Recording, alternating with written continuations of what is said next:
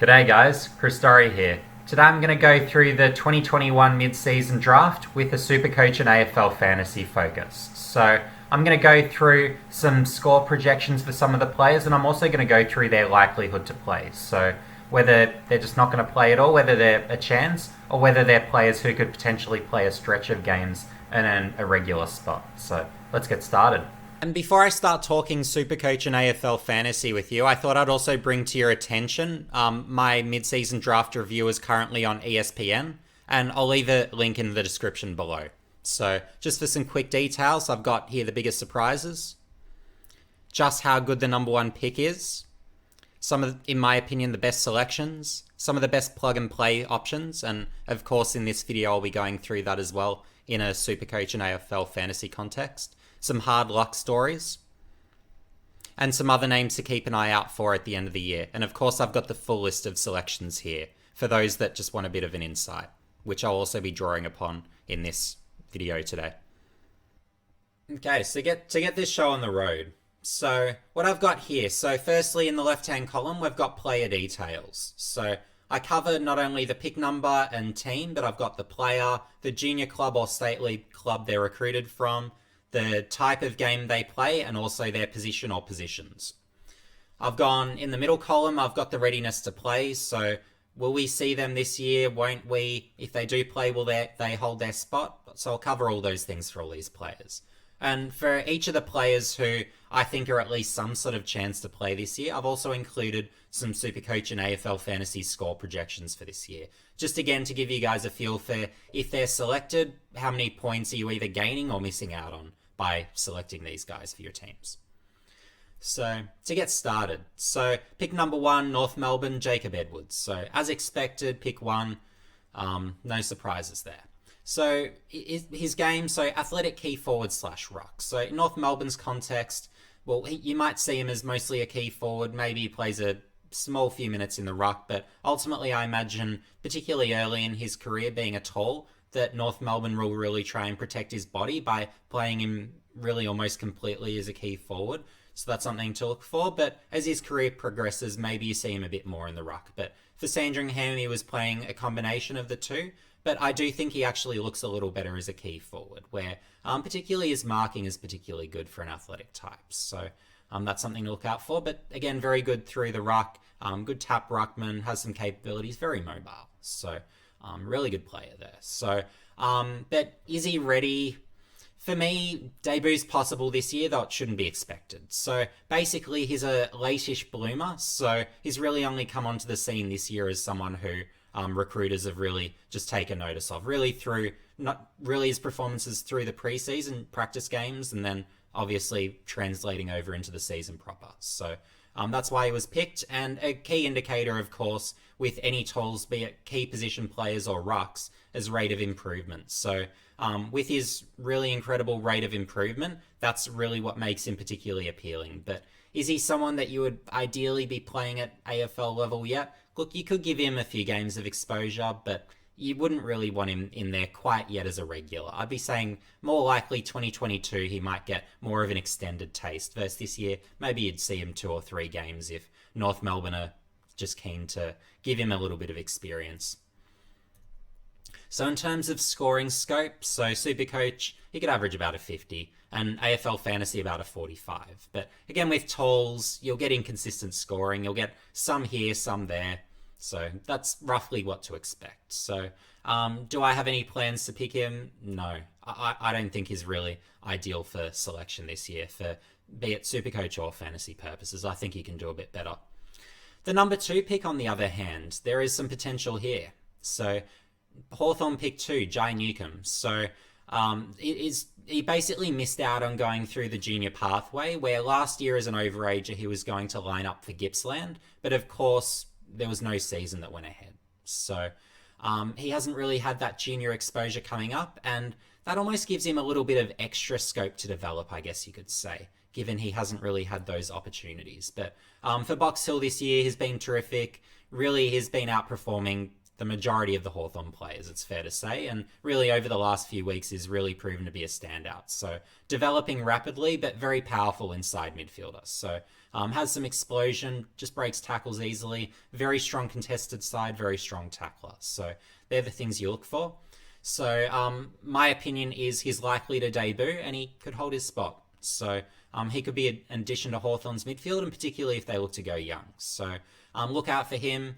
And look, if he gets named, definitely give him strong consideration because he's got some scoring scope. So Supercoach, given the contested style, I think he's going to score even better in Supercoach. So I think he could go for about a 75 average. And then for AFL Fantasy, I think he can go for about a 65. So he's someone definitely to keep on your radars if you do see him named in the coming weeks. So Collingwood pick 3. So we've got Ash Johnson. So South Australian, so high leaping third tall forward is how I class him. So he's about a 193, just a high leaper, strong contested mark, has some freakish capabilities. So they're the sort of things you're looking at. So my opinion is, given Collingwood's weakness in the front half, he is likely to debut and he's got the scope to hold his spot. So not with any great degree of certainty, but I think he could. And probably would once he does get those opportunities. So, but basically he's a good talent, but he is still to some extent developing. So, but in terms of scoring scope, Supercoach 50, AFL Fantasy 45. So, is not necessarily the most consistent forward at this stage, and I don't necessarily see him as someone that I would be picking for my team. I just don't think his scoring will be quite on that level, particularly from a consistency perspective that you would be needing. So that's something to keep in mind there. But we can definitely see him play. So if you're just looking for very cheap bench cover and he is named, then maybe. But for me, the scoring isn't high enough. Adelaide pick 4, Patrick Parnell. So small defender, interesting selection given they've got Blaine coming over through their Next Gen Academy. So Blaine O'Loughlin. So and with a Parnell, look, very aggressive rebounding defender. So in the NAB league, so overager, but yeah, he's really been racking it up in defence and has that speed and long penetrating and damaging kick combinations. So they're the things to look out for. And for this year, look, debut possible this year, though shouldn't be expected. You might see him, you could even see him for a stretch of games, but yeah, it's just given he's a younger type, it's just a bit unclear whether he will. So, but look, if he is named, you could give him some consideration, particularly for AFL Fantasy. I'd say there's a bit of viability there, but yeah, just a wait and see ultimately. But he can play. I think he does have the potential scope to have a future. I've named him as one of my top 10 players in my updated power rankings for the mid-season draft in ESPN's recent podcast. So if you check that out, you'll hear me mention his name.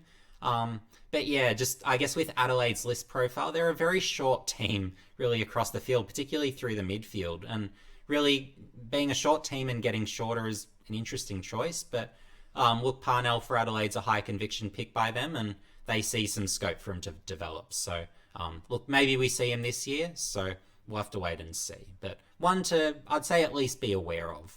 That again is not by any means a definite to play. So just a chance.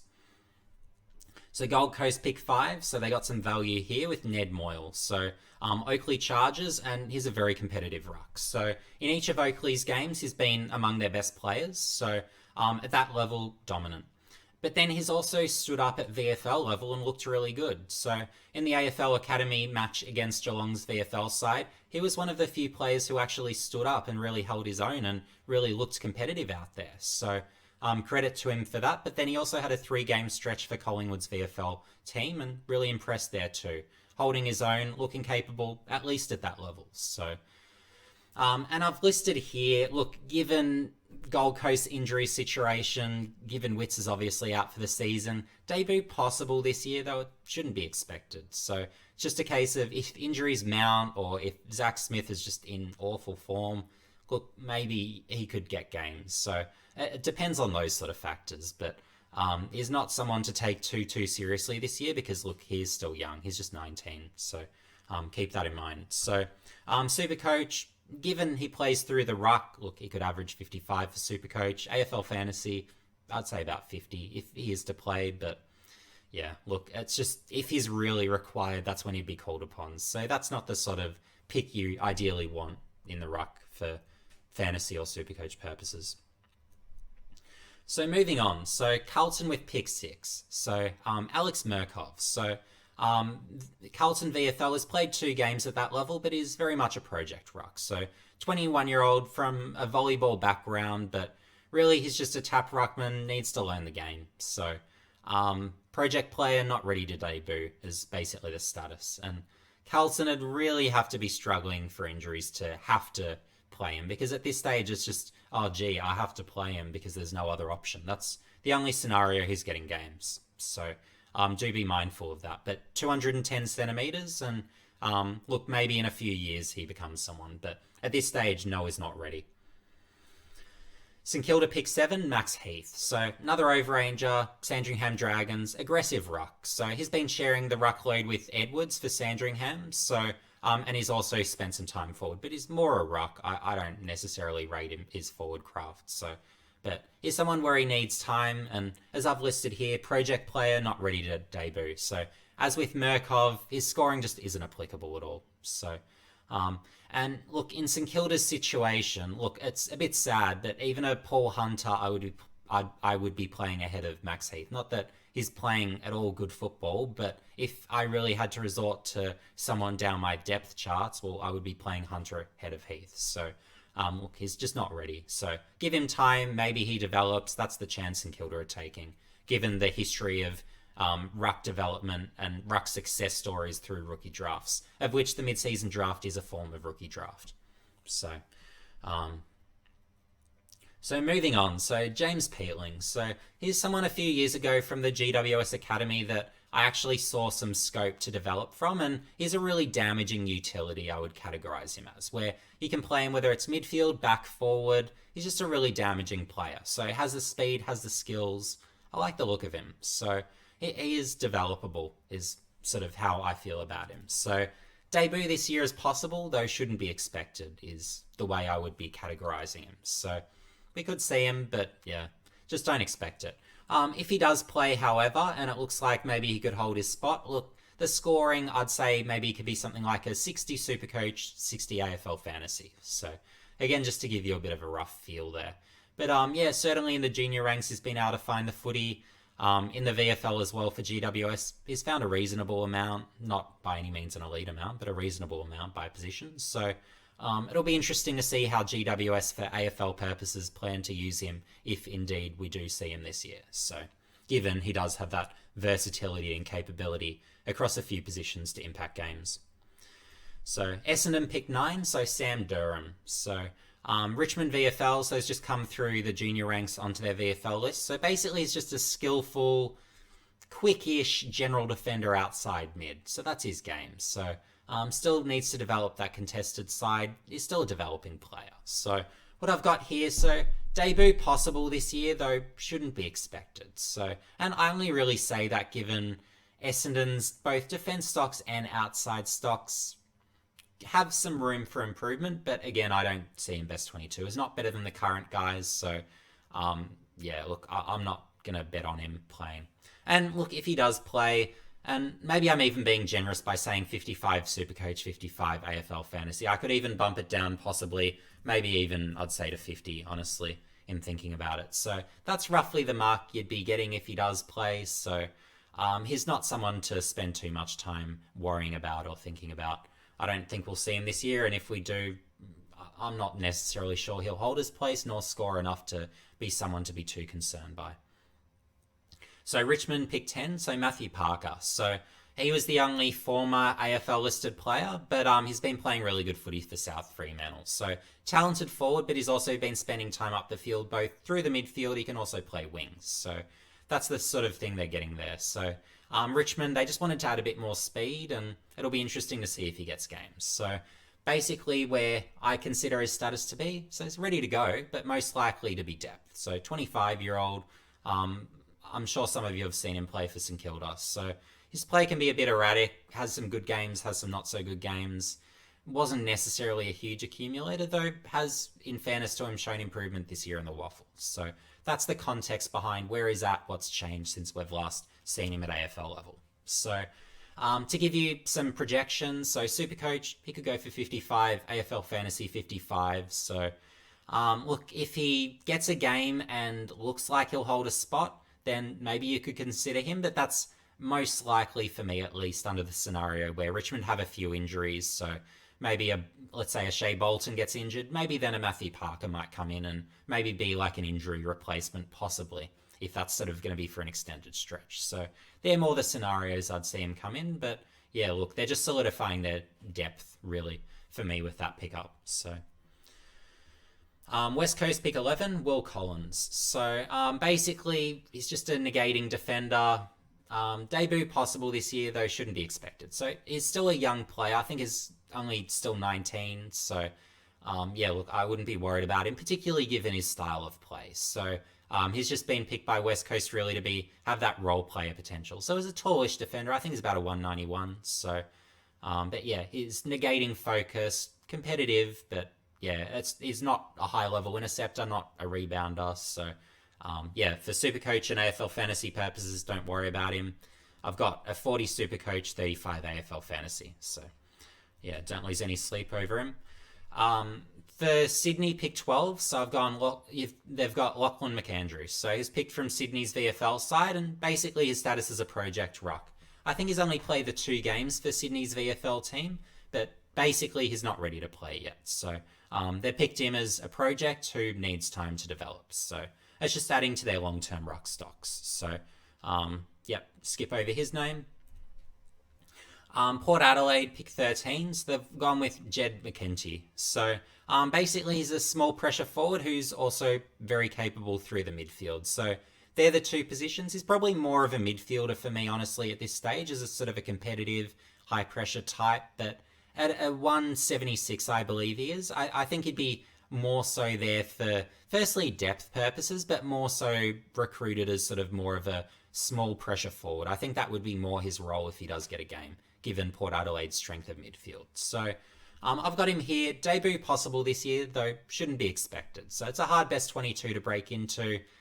Don't expect too much in that regard. So, but yeah, you might see him. If you do, maybe it's for a couple of games, but he's not necessarily there holding a spot. So for some scoring projections, and depends on where he plays. Is he more forward? Is he more midfield? But I've gone 55-55 for both Supercoach and AFL Fantasy. So if he plays completely as a forward, it's probably going to be less than that. But if he gets midfield time, maybe it's a bit over that. So I've just sort of accounted for a mostly balanced role with probably a bit more forward time. So keep that in mind. But yeah, again, don't expect too much there, given the strength of Port Adelaide's side. Brisbane pick 14, Callan Lane. So he'd be around 20 years old. If he's not 20 already, he'd be turning 20 this year. So he's played 1 league game at Waffle League level, but otherwise he's been playing reserves. So competitive tap ruckman, follow-up work reasonable, but his game is still developing. He can take the odd contested mark, but that's the sort of general feel for what he can do. But yeah, project player, not ready to debut. Don't worry about his Supercoach or AFL Fantasy scores because you won't see him this year. He's a project who will be joining Henry Smith in Brisbane's developing ruck stocks, you could say. Melbourne pick 15, so you've got Kai de Clace. So Werribee, tall utility, so you can play him as a tall defender, tall forward. You can play him as a tall, athletic sort of running wing. So he's got good athletic ability, covers the ground really well. But although he's 195 centimetres, he's not all that strong. I think he'd only weigh, I think I've read it's about 85, 86 kilos. So he's not really a true key position player. So do keep that in mind with this selection here. But he is ready to play. He's been getting good numbers in the VFL and he's been playing good footy. So I've got here likely to debut and could hold his spot. So I think we could see him. It's not, don't lock it in by any means, but I get the sense at least as depth he'll be there and really on the radar. So do keep that in mind. So he does have that scope to potentially get a game, hold a spot, but no certainty there. So Supercoach 55, AFL Fantasy 55. So if he's selected, if there's injuries for Melbourne, look, and if he's selected, of course, then he is someone where you can pick him and should really be on your radar. North Melbourne, pick 16, Charlie Ham. So brother of Essendon's Braden. But for me, not as talented, honestly. So as a quick general defender, outside midfielder, probably doesn't have the same hurt factor, being honest. But yeah, sort of more of your low to moderate production type by position. So debut possible this year given North Melbourne's weaknesses both in defence and on the outside, but shouldn't be expected. So I've got here projections of Supercoach 40, AFL Fantasy 40. So you can pretty safely ignore him even if North Melbourne do list him for games this year. So yeah, don't pick him. Not this year anyway. So pick 17, Hawthorn. So bargain of the draft for me, Jackson Callow. So former Tasmanian. So for his story, just briefly, so 2019 he was playing NAB League for Tasmania, killing it as an underager. So, and then last year in his draft year, he was top 20 in my personal power rankings, and frankly, if he was to have been undrafted today, he'd be again in my top 20 power rankings, if not pushing towards my top 10. I think that highly of his game. So last year in Tasmania, he showed that he can play key defence and do really well there. And then this year, transferring to the Sandful, playing for Norwood at league level, he's been leading the comp in contested marks, and he's really had some big games. And he's really been very influential at that level. So as a still 18-year-old, in a couple of weeks, I think he turns 19. So in terms of being advanced for his age, he's about as good as you're ever going to get for a key position player at that age. But having a very physically advanced body, recruiters will be saying, look, he doesn't have the upside of others. There'll be key defenders who can hold their position with him and won't get bullied by him. And look, the fact that people think that as an 18-year-old bullying men in the Sandful at league level, I find quite humorous, actually. But it's just his body work is exceptional contested mark, one grab contested mark, reads the drop of the ball, protects the drop of the ball. He's just fantastic. If he can't get to it, then he'll bring it to ground or he'll crash the pack. So he does all those things you look for, but then of course he's got that key defense craft. And frankly, with his attributes, he could be even better as a key defender. So that's a vision that Hawthorn could also be looking at. And that's why I've listed him not just as a key forward, but as a strong marking key position player, because you can ultimately have him at either end. And Hawthorn, they could have a vision if they were to move him into defence to, in time, become something like, whether it's a Brian Lake where he plays deeper, or maybe a Jeremy McGovern where it's more of that intercepting focus, where it's patrolling the airways. So there's some possible development visions with him. But how I've classed him, so likely to debut this year and could hold his spot. So not definitely debuting this year, but he could, he's ready. And for me, I think he's already better than a lot of Hawthorn's existing key position players, frankly. So particularly their options in defence, I would consider Callow favourable too. So, and given where Hawthorn are at the moment, they should at least be looking to expose their younger players. So Callow was someone where I'd definitely be looking to bring him in. So for some projections here, so Supercoach, I think he could go for about a 55, AFL Fantasy, about a 50. But he is more suited to that Supercoach style of game because he is really that sort of real contested type. AFL Fantasy, I might even bump him down to a 45 to really show where that difference is. But I think for Fantasy, probably more likely a 45-ish if he is playing. So, and most likely you're probably going to see him forward, but who knows, maybe Hawthorn have the same vision as me and maybe think he can become a key defender. So keep your eyes open for him, but you're not necessarily going to get good scoring because, look, he is still an 18-year-old key position player. Key position players don't score all that well normally in Supercoach or AFL Fantasy. So don't get too excited for that context. It's more if you're a Hawthorn fan, maybe you've got someone who can in the long run be really good, and you might even see this year. So Collingwood pick 18, Aiden Beggs. So Eastern Rangers, competitive key position player. So I've only seen one of his games and he's out hurt now. So, but he's a 197. He's been playing a lot of ruck, but he'd be picked really as either a key defender or key forward. I'm thinking he is more likely to be a key defender, but not sure is necessarily Collingwood's answer to their key position issues, but that's to be seen. You never know. He's still very young, so... And he's still 18. I think he turns 19 in October or November, so he's a later year birthday. But So his status, so he's currently injured and is a project player who isn't ready to play this year. So for Supercoach and AFL Fantasy purposes, cross him off your list for this year.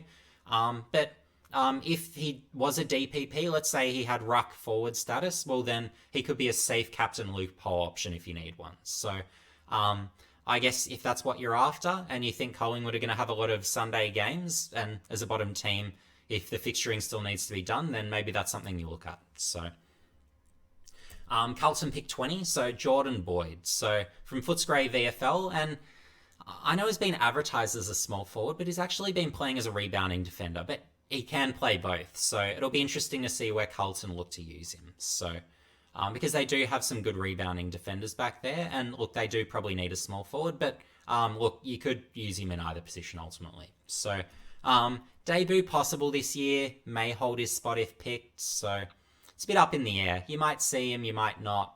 Hard to say at this stage, but he is someone where, look, you could play him if required. So I think for this year, he's probably more depth, but he could come into consideration for selection. But if he's picked, not definitely holding his spot. Really comes down to how he goes at the level and how his teammates are going, ultimately. So keep that in mind. So for some scoring, so Supercoach, I think is around a 55, AFL Fantasy 50. Again, depends on where he plays. If he's in defence, maybe he scores maybe +5 more. If he's more forward, maybe -5 in each format. So that's, again, a rough feel there. So St Kilda, pick 21, Cooper Sharman. So formerly from Victoria, but he's moved to the Sandful to play for Woodville West Torrens. So basically he's a high leaping third tall forward. Strong mark, dead eye in front of goals. So St Kilda fans would be happy to hear that, given the woes of a lot of their forwards in front of goal. So I've listed him here as debut possible this year, though shouldn't be expected. So for me, he's not really ready, but look, if St Kilda are really struggling up forward, maybe they consider playing him, but I wouldn't be betting on it. And look, in terms of scoring, I've got him as a 45 Supercoach, 40 AFL Fantasy. So look, you wouldn't be picking him anyway. So cross him off your list for this year, not relevant. He's just a tallish forward, bit short to play key forward. So that's where he's at. So pick 23, West Coast, so Connor West. So this is one name that you need to be immediately marking on your pages as a player to watch. So he's been playing for West Perth at league level, speedy outside midfielder, but he's finding a heap of the footy. So he'd be very high in the disposals count. For the waffle, I'd have to check exactly how high. But yeah, he's finding the footy. So you'd be expecting him to play, like, he's really a wing. So look at him as a pretty high-end accumulating mid, but he's got that speed-endurance combo. So to give you a bit of a feel for his game. So in terms of his status, so likely to debut and could hold his spot. So here's someone where West Coast have picked him as an AFL-ready player who can step into their team. So it really just comes down to when they want to introduce him, basically. So, but I think it's a pick where they're picking him to actually select him pretty soon, if not right away. So, yeah, definitely one to be watching there.